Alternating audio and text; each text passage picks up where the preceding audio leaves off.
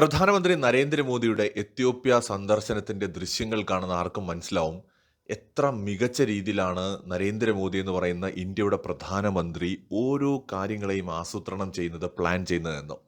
ഇന്ത്യയും എത്യോപ്യയും തമ്മിലുള്ള റിലേഷനെ ഒരു സ്ട്രാറ്റജിക് പാർട്ണർഷിപ്പായി ഉയർത്തിക്കൊണ്ട് എത്യോപ്യയുമായിട്ടുള്ള പങ്കാളിത്തത്തെ ശക്തമാക്കുന്ന നടപടികളാണ് പ്രധാനമന്ത്രി സ്വീകരിച്ചത്.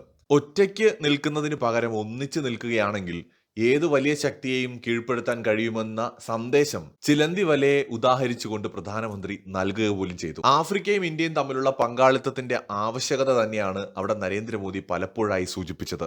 ഈ ആഫ്രിക്കൻ രാജ്യങ്ങൾക്ക് ഇന്ത്യയോട് ഭയങ്കര റെസ്പെക്റ്റ് ഉണ്ട്. കാരണം ആഫ്രിക്കയും ഇന്ത്യയും ഒക്കെ വിദേശികൾ ഒരേ കണ്ണിലൂടെ കണ്ടിരുന്ന ഒരു കാലഘട്ടമൊക്കെ ഉണ്ടായിരുന്നു. ബ്രിട്ടീഷ് കോളനികളായിരുന്നു, യൂറോപ്യൻസിന്റെ കോളനികളായിരുന്നു. ഭയങ്കരമായ ദാരിദ്ര്യവും കൊടിയ ദാരിദ്ര്യവും ഒക്കെ ഉണ്ടായിരുന്നു. വളരെ കഷ്ടമായിരുന്നു ആഫ്രിക്കക്കാരുടെ ഇന്ത്യക്കാരുടെ ഒരു കാലത്തെ അവസ്ഥ.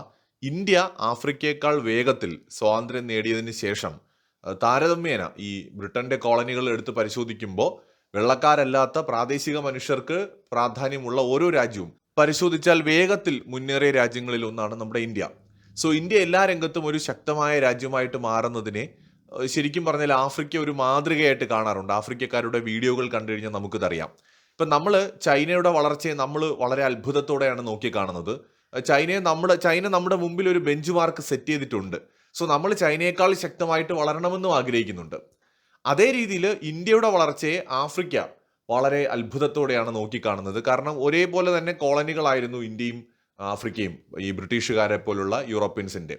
സോ അപ്പോൾ അതുകൊണ്ട് തന്നെ ഇന്ത്യക്കാകാമെങ്കിൽ ഞങ്ങൾക്കും കഴിയുമെന്നൊരു കോൺഫിഡൻസ് ഒക്കെ അവരുടെ ഇടയിലും വന്നു തുടങ്ങിയിട്ടുണ്ട്. മാത്രമല്ല ആഫ്രിക്കയും പഴയ ആഫ്രിക്കയൊന്നുമല്ല, ഒരുപാട് മാറ്റം നമുക്ക് അവിടെയും കാണാൻ കഴിയും. പക്ഷെ ഒരു വ്യത്യാസം എന്താണെന്ന് വെച്ച് കഴിഞ്ഞാൽ ഇന്ത്യ വലിയൊരു രാജ്യമാണ്. രാജ്യം എന്ന് പറയുമ്പോൾ ലാൻഡ് ഏരിയയുടെ കാര്യത്തിലല്ല, പോപ്പുലേഷന്റെ കാര്യത്തിൽ ആഫ്രിക്കയിൽ മൊത്തത്തിൽ ആ ഒരു ഭൂഖണ്ഡത്തിൽ മൊത്തത്തിൽ ഒരു 125 കോടി ആളുകളെ ഉള്ളൂ. ഇന്ത്യ എന്ന് പറയുന്ന ഈ രാജ്യം ആഫ്രിക്കൻ ഭൂഖണ്ഡത്തെക്കാൾ വളരെ ചെറുതാണ് നമ്മുടെ രാജ്യം. ആ രാജ്യത്ത് പക്ഷെ 145 കോടി ജനങ്ങളുണ്ട്. സോ ആഫ്രിക്ക പല പല പല രാജ്യങ്ങളായിട്ട് പിരിഞ്ഞു കിടക്കുന്നത് കൊണ്ട് തന്നെ ഇന്ത്യയെ പോലെയോ അല്ലെങ്കിൽ ചൈനയെ പോലെയോ ഒരു ശക്തി ആർജിക്കുക എളുപ്പമല്ല. ഇന്ത്യ ഒറ്റ രാജ്യമായതുകൊണ്ടാണ് ഇന്ത്യക്ക് ഇത്രയും ശക്തി കൈവരുന്നത്. മാൻ പവർ ആയിക്കോട്ടെ, അല്ലെങ്കിൽ ഇവിടത്തെ ഒരു സിസ്റ്റം എന്ന് പറയുന്നത് അങ്ങനെയാണ്.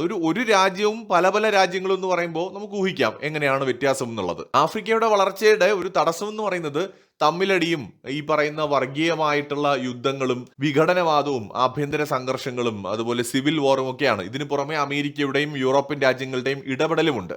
ആഫ്രിക്കയിൽ ഒരുപാട് പ്രകൃതി നിക്ഷേപങ്ങളുണ്ട്. അത്യപൂർവമായ ധാതുക്കളും മിനറൽസും മെറ്റൽസും അല്ലെങ്കിൽ സ്വർണം പോലുള്ള വളരെ റെയർ എർത്ത് മിനറൽസ് അടക്കം ഒരുപാട് നിക്ഷേപങ്ങളുണ്ട്. അപ്പൊ ഇത് കവർന്നെടുക്കുന്നതിന് വേണ്ടിയിട്ട് ആഫ്രിക്കക്കാരെ തമ്മിലെടുപ്പിക്കുന്ന പണിയിൽ വലിയൊരു പങ്ക് ഈ യൂറോപ്യൻസിനും അമേരിക്കയ്ക്കും ഒരു പരിധിവരെ ചൈനയ്ക്ക് പോലും ഒക്കെ ഉണ്ട്. സോ അങ്ങനെ അവരെ തമ്മിലെടുപ്പിച്ച് ആഫ്രിക്ക ഇന്നും ഒരു ദരിദ്ര രാഷ്ട്രമാക്കി അല്ലെങ്കിൽ ഒരു മേഖലയാക്കി നിർത്തുകയാണ്. ആഫ്രിക്കക്കാർ തന്നെ ചോദിക്കുന്നുണ്ട്, നമ്മുടെ ഇവിടെ എല്ലാം ഉണ്ട്, ആവശ്യത്തിലേറെ സ്വർണ്ണമുണ്ട്, പെട്രോളിയം ഉൽപ്പന്നങ്ങളുണ്ട്, സകല നിക്ഷേപങ്ങളും ഇവിടെയുണ്ട്. പക്ഷെ നമ്മൾ എന്തുകൊണ്ട് വികസിക്കുന്നില്ല? ഇതൊന്നുമില്ലാതെ എല്ലാം ഇവിടെ വന്ന് ഖനനം ചെയ്ത് കൊണ്ടുപോകുന്ന ചൈന വികസിക്കുന്നു, യൂറോപ്പ് വികസിക്കുന്നു, അമേരിക്ക വികസിക്കുന്നു, ആഫ്രിക്ക എന്തുകൊണ്ട് വികസിക്കുന്നില്ല? അപ്പൊ അവർക്ക് മനസ്സിലായ ഒരു കാര്യം എന്ന് പറയുന്നത് ഏതൊരു ഡീലുകൾ എടുത്ത് പരിശോധിച്ചാലും തുല്യതയില്ല. ആഫ്രിക്കക്കാരെ ചൂഷണമാണ് ഇപ്പൊ ചൈനയാണെങ്കിലും യൂറോപ്പാണെങ്കിലും അമേരിക്ക ആണെങ്കിലും ചെയ്യുന്നത്. അതിപ്പോ ഫ്രാൻസ് ആയാലും ബ്രിട്ടൻ ആയാലും ഒക്കെ കണക്ക് തന്നെയാണ്. ആഫ്രിക്കയെ ചൂഷണം ചെയ്ത് അവരുടെ സമ്പത്ത് ഇപ്പോഴും പല രൂപത്തിൽ കൊള്ള ചെയ്തുകൊണ്ട് പോവാണ്. അവിടെ ആഫ്രിക്കക്കാർക്ക് ഒരു ബെനിഫിറ്റും കിട്ടുന്നില്ല. തുച്ഛമായ വേതനമോ അല്ലെങ്കിൽ അതായത് കോടികൾ മറ്റേ ഈ പറയുന്ന ഖനനം ചെയ്ത് കൊണ്ടുപോകുന്ന രാജ്യങ്ങൾ ഉണ്ടാക്കുമ്പോൾ ചില ചില്ലറ എറിഞ്ഞു കൊടുക്കുന്നത് പോലെ എന്തൊക്കെയോ അവർക്ക് കിട്ടുന്നു എന്നുള്ളതല്ലാതെ അവരുടെ രാജ്യത്തിന് വളർച്ചയ്ക്ക് ഉതകുന്ന തരത്തിൽ അവരുടെ ജീവിത നിലവാരം മാറുന്ന തരത്തിൽ യാതൊന്നും അവർക്ക് ഉണ്ടാവുന്നില്ല. അവിടെയാണ് ഇന്ത്യ മ്യൂച്വൽ റെസ്പെക്റ്റോട് കൂടിയിട്ട് തുല്യമായ ഒരു പരിഗണന കൊടുത്തുകൊണ്ട് മ്യൂച്വൽ ബെനിഫിറ്റ് കിട്ടുന്ന ഡീലുകൾ മുന്നോട്ട് വയ്ക്കുന്നത്. പൊതുവെ ആഫ്രിക്ക നോക്കുമ്പോൾ അത് ബെറ്റർ ആണ്. ഇന്ത്യയുമായിട്ടുള്ള ഡീല് അവിടെയാണ് ആഫ്രിക്കയ്ക്ക് കംഫർട്ടബിൾ ആയിട്ട് തോന്നുന്നത്. എത്യോപ്യന്റെ ഭരണാധികാരി പ്രധാനമന്ത്രി നരേന്ദ്രമോദിയോടൊപ്പം ഒരു കാറിൽ സഞ്ചരിച്ചു. ഡ്രൈവ് ചെയ്തത് എത്യോപ്യയുടെ ഭരണാധികാരിയാണ്. എത്യോപ്യയുടെ പ്രധാനമന്ത്രി നരേന്ദ്രമോദിയെ കാറിൽ കയറ്റി അദ്ദേഹവുമായിട്ട് ഒന്നിച്ച് മ്യൂസിയത്തിൽ പോകുന്നു, കാഴ്ചകൾ കാണുന്നു, പല പ്രദേശങ്ങളും സന്ദർശിക്കുന്നു. അതോടൊപ്പം തന്നെ മോദിയുമായിട്ട് വളരെ സൗഹൃദപരമായിട്ടുള്ള സമയം ചെലവിടുന്നു. വളരെ ഫ്രണ്ട്ലി ആയിരുന്നു രണ്ടുപേരും. അപ്പോൾ ഇവിടെ ആ ഒരു ദൃശ്യങ്ങൾ കാണുമ്പോൾ തന്നെ നമുക്കറിയാം ഈ രണ്ട് നേതാക്കളും തമ്മിൽ നല്ല സൗഹൃദമുണ്ട്. അത് എത്യോപ്യയും ഇന്ത്യയും തമ്മിലുള്ള റിലേഷനെയും മെച്ചപ്പെടുത്തും. എത്യോപ്യയുടെ പരമോന്നത സിവിലിയൻ ബഹുമതിയും പ്രധാനമന്ത്രി നരേന്ദ്രമോദിക്ക് സമർപ്പിക്കുകയുണ്ടായി. ഇന്ത്യയും എത്യോപ്യയും തമ്മിലുള്ള റിലേഷനെ ശക്തമാക്കുന്നതിൽ പ്രധാന പങ്ക് വഹിച്ചതിന്റെ പേരിലാണ് പ്രധാനമന്ത്രി നരേന്ദ്രമോദിക്ക് ഗ്രേറ്റ് ഓണർ നിഷാൻ എന്ന് പറയുന്ന ഒരു പ്രത്യേകമായ ഏറ്റവും ഉയർന്ന സിവിലിയൻ ബഹുമതി തന്നെ നൽകിയത്. ഈ വിധത്തിൽ ലോകത്ത് തന്നെ ഇന്ന് ഏറ്റവും കൂടുതൽ ബഹുമതികൾ വിവിധ രാജ്യങ്ങളിൽ നിന്ന് സ്വന്തമാക്കിയിട്ടുള്ള വ്യക്തിയാണ് പ്രധാനമന്ത്രി നരേന്ദ്രമോദി. എനിക്ക് തോന്നുന്നു ബ്രിട്ടീഷ് രാജ്ഞിയെ പോലും ഈ കാര്യത്തിൽ അദ്ദേഹം മറികടക്കുക പോലും ചെയ്തിട്ടുണ്ട്. അപ്പോൾ ഈ വിധത്തിൽ ഇന്ത്യയും എത്യോപ്യയും തമ്മിലുള്ള ബന്ധം ശക്തമാകുമ്പോൾ, ഇപ്പോൾ നമ്മൾ ഇവിടെ സംസാരിക്കുന്ന എത്യോപ്യയെ കുറിച്ച് ആയതുകൊണ്ടാണ്, നേരത്തെ തന്നെ ഒരുപാട് ആഫ്രിക്കൻ രാജ്യങ്ങളുമായിട്ട് ഇന്ത്യ മികച്ചൊരു റിലേഷൻ ബിൽഡ് ചെയ്തിട്ടുണ്ട്. ഇപ്പോൾ എത്യോപ്യയുമായിട്ട് 2011 ശേഷം ആദ്യമായിട്ടാണ് ഒരു ഭരണാധികാരി എത്യോപ്യയിലേക്ക് ഇന്ത്യയിൽ നിന്ന് പോകുന്നത്. അപ്പോൾ അവിടെ ചെന്ന് പ്രധാനമന്ത്രി നരേന്ദ്രമോദി രണ്ട് രാജ്യങ്ങളും തമ്മിലുള്ള റിലേഷനെ ഒരു സ്ട്രാറ്റജിക് പാർട്ണർഷിപ്പിലേക്ക് ഉയർത്തുന്നു. വളരെ വിഷനോട് കൂടിയിട്ട് അദ്ദേഹം അവിടെ നിന്ന് സംസാരിക്കുന്നു. എത്യോപ്യയിലെ ജനങ്ങളുടെ പോലും സ്നേഹം അദ്ദേഹത്തിന് കിട്ടുന്നു. മാത്രമല്ല, മോദി അവിടെ വന്നിറങ്ങിയപ്പോൾ അദ്ദേഹത്തിന് കിട്ടിയ ഒരു സ്വീകരണം നമ്മൾ കാണണം. ഗംഭീര സ്വീകരണമാണ്, ഗംഭീര സ്വീകരണം. മാത്രമല്ല, എത്യോപ്യയുമായിട്ടുള്ള ചരിത്രപരമായ സൗഹൃദത്തെക്കുറിച്ചും ഇന്ത്യൻ വംശജര് എത്യോപ്യയിൽ ജീവിക്കുന്നതിനെ കുറിച്ചും ഒക്കെ അദ്ദേഹം പ്രധാനമന്ത്രി നരേന്ദ്രമോദി സംസാരിക്കുകയുണ്ടായി. ഇന്ത്യയും എത്യോപ്യയും തമ്മിലുള്ള വ്യാപാര ബന്ധം കൂടുതൽ ശക്തമാക്കുന്നതിനും ധാരണയായിട്ടുണ്ട്. എത്യോപ്യ എന്ന് പറയുമ്പോൾ ഇന്ത്യയെ സംബന്ധിച്ചിടത്തോളം വളരെ പ്രധാനപ്പെട്ട ഒരു രാജ്യമാണ്. അതിന്റെ കാരണം എന്താണെന്ന് വെച്ച് കഴിഞ്ഞാൽ, ഈ എത്യോപ്യ എന്ന് പറയുന്നത് 54ഓളം ആഫ്രിക്കൻ രാജ്യങ്ങൾ ഉൾപ്പെടുന്ന ആഫ്രിക്കൻ യൂണിയന്റെ ഹെഡ് ക്വാർട്ടേഴ്സ് സ്ഥിതി ചെയ്യുന്ന ഒരു രാജ്യമാണ്. അപ്പോൾ ഒരു തരത്തിൽ പറഞ്ഞാൽ ഇന്ത്യയെ സംബന്ധിച്ചിടത്തോളം ആഫ്രിക്കയിലേക്കുള്ള ഒരു ഗേറ്റ് വേ തന്നെയാണ് എത്യോപ്യ എന്ന് പറയുന്നത്. എത്യോപ്യയുടെ മേൽ ഉള്ള ഏതൊരു സ്വാധീനവും അത് ഇൻഡയറക്ട്ലി ആഫ്രിക്കയുടെ മേലുള്ള ഒരു സ്വാധീനം തന്നെയാണ്. എത്യോപ്യ ആഫ്രിക്കൻ യൂണിയന്റെ ഹെഡ് ക്വാർട്ടേഴ്സ് ആയതുകൊണ്ട് തന്നെ മറ്റ് ആഫ്രിക്കൻ യൂണിയനിലെ പെടുന്ന രാജ്യങ്ങളുടെ പ്രതിനിധികൾ മിക്കപ്പോഴും എത്യോപ്യയിൽ ഉണ്ടാവുകയും ചെയ്യും. സോ ഇന്ത്യയെ സംബന്ധിച്ചിടത്തോളം എത്യോപ്യയുമായിട്ടുള്ള റിലേഷൻ സ്ട്രോങ് ആക്കുന്നതിലൂടെ ആഫ്രിക്കൻ യൂണിയനുമായിട്ടുള്ള ബന്ധം കൂടി നമുക്ക് അതേ രീതിയിൽ സ്ട്രോങ് ആക്കാനുള്ള ഒരു ഓപ്പർച്യൂണിറ്റി കൈവരും. ഇന്ത്യയും എത്യോപ്യയും തമ്മിലുള്ള റിലേഷന് ആയിരക്കണക്കിന് വർഷങ്ങളുടെ പഴക്കമുണ്ട്. റെഡ് സീയിലൂടെയും ഇന്ത്യൻ ഓഷനിലൂടെയുമുള്ള വ്യാപാരത്തിന്റെ ചരിത്രമുണ്ട്. എത്യോപ്യയുടെ കേസിൽ നമ്മൾ വീഡിയോയുടെ തുടക്കത്തിൽ ഒരു കാര്യം പറഞ്ഞു, അതായത് ആഫ്രിക്കൻ രാജ്യങ്ങളും ഇന്ത്യയും ഒക്കെ ഒരേ കാലഘട്ടത്തിൽ ഈ പറഞ്ഞ പോലെ യൂറോപ്യൻസിന്റെ കോളനികളായിരുന്നു എന്ന്. പക്ഷെ അന്ന് യൂറോപ്യൻസിനെ ചെറുത്തു നിന്ന ചില ആഫ്രിക്കൻ രാജ്യങ്ങളുണ്ട്. പൂർണ്ണമായ കോളനിവൽക്കരണത്തിന് നിന്നു കൊടുക്കാതെ ആ ചെറുത്തുനിൽപ്പിലൂടെ വിജയം കൈവരിച്ച രാജ്യങ്ങൾ, അതിലൊന്നാണ് ഈ എത്യോപ്യ. അതായത് എത്യോപ്യ ഒരിക്കലും ഈ കോളനി വൽക്കരണത്തിന് പൂർണ്ണമായി കീഴടങ്ങിയിട്ടുള്ള ഒരു രാജ്യമല്ല. ശക്തമായി ചെറുത്തു നിന്ന ഒരു ചരിത്രം എത്യോപ്യയ്ക്കുണ്ട്.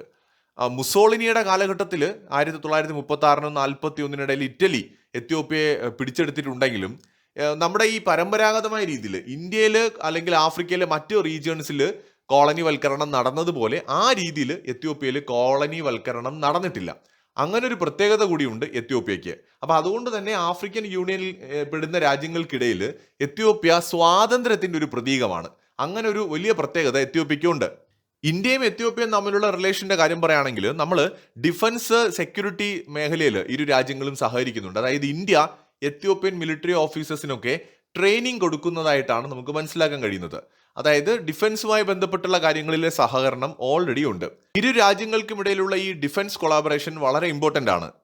എത്യോപ്യയിൽ 100 കണക്കിന് ഇന്ത്യൻ കമ്പനികൾ ഇൻവെസ്റ്റ് ചെയ്തിട്ടുണ്ട്. എത്യോപ്യയുടെ ഏറ്റവും പ്രധാനപ്പെട്ട 3 വിദേശ ഇൻവെസ്റ്റേഴ്സിൽ ഒരാൾ ഇന്ത്യയാണ്. അതായത് വിദേശ രാജ്യങ്ങളിൽ നിന്ന് എത്യോപ്യയിലേക്ക് വരുന്ന ഇൻവെസ്റ്റ്മെന്റ്സ് നോക്കിക്കഴിഞ്ഞാൽ 3 രാജ്യങ്ങളിൽ ഒന്ന് ഇന്ത്യയാണ്. ഇന്ത്യയിൽ നിന്നാണ് ഏറ്റവും കൂടുതൽ ഇൻവെസ്റ്റ്മെന്റ്സ് അവിടേക്ക് വരുന്നത്. ഫാർമസ്യൂട്ടിക്കൽ ആയിക്കോട്ടെ, അഗ്രികൾച്ചർ ആയിക്കോട്ടെ, ടെക്സ്റ്റൈൽ മേഖലയിലായിക്കോട്ടെ, അടിസ്ഥാന സൗകര്യ മേഖലയിലായിക്കോട്ടെ, ഇന്ത്യയിൽ നിന്ന് ധാരാളം ഈ ഇൻവെസ്റ്റേഴ്സ് അവിടേക്ക് പോകുന്നുണ്ട്. നിരവധി ഇന്ത്യൻ കമ്പനികളാണ് എത്യോപ്യയിൽ രജിസ്റ്റർ ചെയ്തിട്ടുള്ളത്.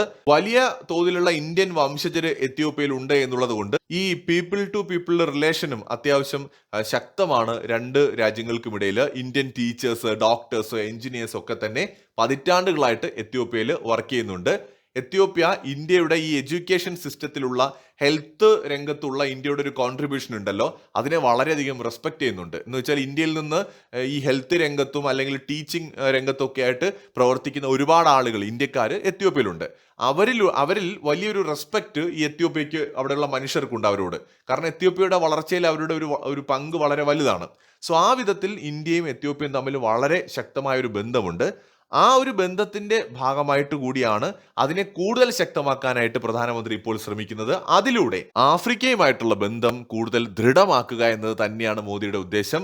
ഭാവിയിൽ India, middle east, Europe economic corridor ഒക്കെ ഉണ്ടാകുന്ന സമയത്ത് അതിന്റെ ഭാഗമായിട്ട് ആഫ്രിക്കൻ രാജ്യങ്ങളും വരും. എന്ന് വെച്ചാൽ ഇന്ത്യയുടെ ട്രേഡ് നീക്കം അല്ലെങ്കിൽ ചരക്ക് നീക്കം ആഫ്രിക്കയിലേക്ക് നടക്കണം. കാരണം നമ്മുടെ പ്രോഡക്റ്റുകൾ നമുക്ക് വിൽക്കാൻ കഴിയുന്ന വലിയൊരു വിപണിയാണ് 125 കോടി മനുഷ്യരുള്ള ആഫ്രിക്ക എന്ന് പറയുന്നത്. സോ ആഫ്രിക്കയിലേക്ക് നമുക്ക് ചരക്ക് നീക്കം നടത്തണം. അതോടൊപ്പം തന്നെ ആഫ്രിക്കൻ രാജ്യങ്ങളുമായി സഹകരിച്ചുകൊണ്ട് ഇൻവെസ്റ്റ്മെന്റ്സ് ചെയ്തുകൊണ്ട് ഒക്കെ നമ്മുടെ രാജ്യത്തിന് വളരെ ശക്തമായ ബന്ധം മെച്ചപ്പെടുത്താനും ഇതിലൂടെ ഇന്ത്യൻ എക്കണോമിക്കും ആഫ്രിക്കൻ എക്കണോമിക്കും ഗ്രോത്ത് ഉണ്ടാക്കാനും ഒക്കെ കഴിയും. മറ്റൊരു വീഡിയോയുമായി വീണ്ടും കാണാം.